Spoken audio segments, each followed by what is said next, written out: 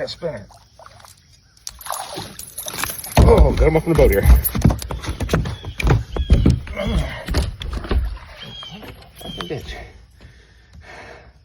He went right off the other side. Okay, so he come off and flipped all the way off the other side. And I'm not fishing a tournament, so it's not like heartbreaking, but I would like to get a picture with him because he was a nice bass.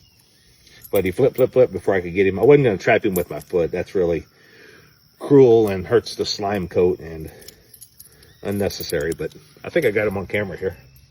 We'll find out later.